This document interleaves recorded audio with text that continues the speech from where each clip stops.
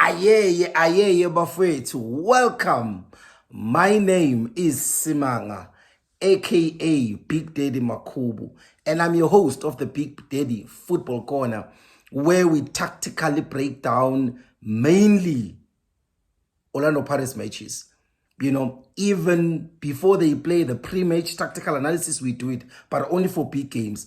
I'm back again, guys, but this time I'm doing the post-match tactical analysis of Orlando Pirates against Kaizer Chiefs, the biggest game in the African continent.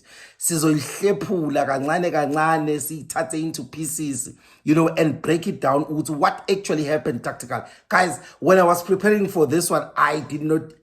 Guys, I had a lot to say in this particular game, and I'm going to try by all means to try and get everything out in less than 12 minutes, my friends. Now, let's go back into it. I also happened to go attend the biggest match, in the African continent, the Soweto Derby at FNB Stadium. What an atmosphere. Fully packed, sold out. Whoa, guys, that game is massive, guys. That game is massive. So obviously Orlando Pirates won that match by 1-0 goal scored by Tito Maswanganyi, a penalty in the last minute. It was something else. It was something, especially tactically. Let's go to it. First of all, I just feel, guys, that Kaizer Chiefs did not deserve to lose the derby match, because I think they were unlucky in this particular game. Because for me, they planned and executed their plan much better than Orlando Pirates. But it's Orlando Pirates that ended up winning. Because if you look from the lineup, you could see that Kaizer Chiefs had a plan. They came with the mentality, especially Orlando Pirates came with the mentality of, if it's not broken, why fix it? It was same old. It has worked for us. Why changes? But Kaizer Chiefs said, we want to win this game, and we had to go into detail into win this particular game. I honestly think this was a game of chess. It was like, you make a move, I'll make mine, and we'll see which one is better. I think it was a very, very tactical game, guys. For me, in my eyes, as a technocrat, it was enjoyable. The jabs that the coaches gave each other, one throw the punch, and then the other throw 2 punches, the other then come and throw 3 punches, and the other one needed to respond. Guys, for me, tactically, this game, guys, it was beautiful to watch. There's a lot of details. I was writing notes left, right, and center. I don't even know, how am I going to present it? I need 2 videos to do that. But when did Kaizer Chiefs got it right? And when basically did, or how Orlando Pirates then responded to everything that Kaizer Chiefs did. Let's start with the lineup. Chiefs played with 3 central midfielders. Mteto Azane, Matlo, Shabalala. For me, it indicated that the team is planning to dominate the midfield, guys. Because if you go watch Orlando Pirates' previous matches where they were dominated in midfield, it was solely because the opposition had numerical superiority in midfield. And that's what Chiefs did. They just copied what Chipa did, what also Cape Town City did as well. I told Ubobo, because I was sitting Ubobo on the stage, I said, when the game started, I said Orlando Pirates will not be able to play through the middle, because every time in midfield there was always an extra man from the side. It was always a 4v3 situation all the time, right? The other thing that Chiefs got it right was playing Utiklogo over Ukros, because even in my pre-match analysis, I talked about the weakness of playing Ukros and how Orlando Pirates could exploit it. And in this, them changing and playing with Tloko worked for me. Also, when you look at the Kaizer Chiefs bench, guys, with the 3 signings that they've made, I honestly think Kaizer Chiefs bench was much better. I was complaining to Ubobo, understand. I was like, Kaizer Chiefs can come in the second half and change the games because they have the players to do so. If you look at our players, we only had Lamini, and then we had Umakhopa, who was going to come and give something different to what Umabasa gives. But if you look at Chiefs, Serino, Tele, Lilepo, aka Lollipop, Villagazi, I honestly think that Orlando Pirates made a mistake in letting go with Gilberto. Also, this thing Yasaleng, guys, it needs to be sorted out, because he's an integral part of Orlando Pirates.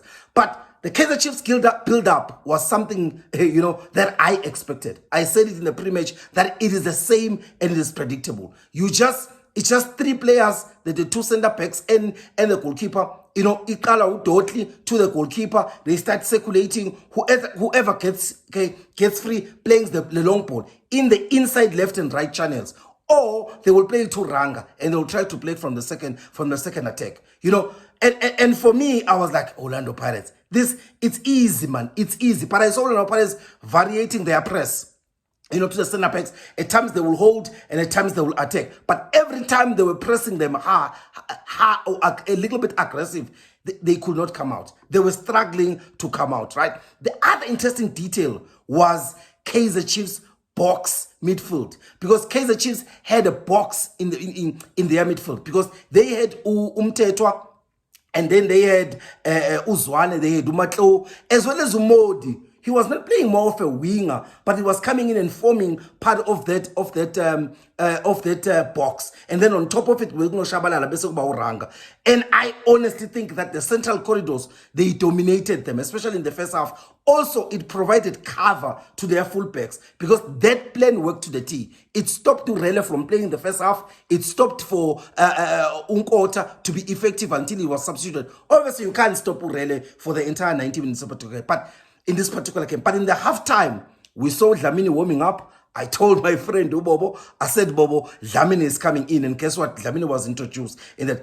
But for me, the reason why he was introduced, it was that 3v4 situation that was happening in midfield. And when he came in, Dlamini, supporters, guys, they pay money to go to them to watch a beautiful game. And I think in this game, some people say that the derby was now boring, especially the second half. Why? It was because the game became even more tactical. Because now in midfield, you had a 4v4, which cancelled each other. If you go and look at the concentration of play, you will see it was right in the center, right in the middle in that particular game. Like that, for me, Usipo Shaine, I think if there is an improvement I want to see in this game, is him playing quicker after a simple save. I honestly think that Orlando Pirates can transition into attacking speed of light if he could play the ball quicker. He's always has his head down. He's not lifting his head up to be able to see the entire field and play the ball to a free running player. I don't know how many times I saw players running after he catch the ball and he delayed playing the ball to them. There was a time where, obviously, because we could not play in the central corridor, where we were using Uhoto as well as Diano up high so that we can use their pace. And whenever they went into those spaces, Ushaine did not play that ball quicker to use the speed of those 2 players. For me, again, Umahopa, guys, I know people like Umahopa to be, to score goals. The strikers allowed to score goals. But for me, there's always something different that he offers. Because when he came in, there was speed in attack. You could see the speed that he possesses in Northern Car. But most importantly, guys, is how his presence stopped Kaizer Chiefs from playing their usual build-up. Their normal usual build-up that I'm talking about, where they were playing in those channels, no. They were pushing the players forward and the goalkeeper was just hooping the ball forward, because Mahopa was present. And his presence was felt because his pressing game is second to none. But Thabo Cele signing, guys, I'm not going to praise the players yet, but I want you to go watch the second half of that game. You could see that when he came in, he provided Kaizer Chiefs more options during build-up. Because Ubeza, Gubona, there was a time he was even inside the box and creating that diamond, with those players there in the box, in that congested area, which is something I even identified, before, something that Chiefs used to do. But there was a time they passed him the ball, he turned, press resistant with 2 players around him, he turned watching a hamba. Guys, I honestly think Kaizer Chiefs have got a very good player, and him playing there, he changes how a Kaizer Chiefs build-up is for me. But guys, the misses, I think Mabasa could have scored 2 or 3 goals in this particular game. Rele also 1-on-1. I think also Kaizer Chiefs, the very first minute, that goal that they missed, I think honestly Pirates could have easily scored that match 4 goals in this particular match. Right? But I would like to shout out, guys. Maybe it's something that I need to do more often for some cases. I want to shout out players that I honestly think played well in this part, in both teams. I think in Kaizer Chiefs, had Chiefs scored and win the match, I think Bavuma could have easily gone with the man of the match. But Orlando Pirates, I think Umakehleni Makabela was incredible, guys. I mean, he was incredible. Even if build-up he was assisting us, he was breaking play, he was physical, he was aggressive. But also, big ups to Unkosinathi Sibisi Buffett. I honestly think he was incredible. Incredible, Buffett. Mr. No mistake. And I honestly think that when that comes back, highly likely that Sibisi and that is going to probably start, because when that comes back and fully fit, he's the best center backs, in the entire PSL. There's no way you can put that boy in the bench. But Tito, that cheeky penalty, wow. I honestly think Tito was also incredible because he was always wanting to be on the ball. And I think he got a praise from the coach as well to say he's a particular player, a special player that is always looking for the ball. Whether the match is intense, whether the match is big or small, he always wants to be on the ball. And few players can actually do that. But big ups to Orlando Pirates technical team.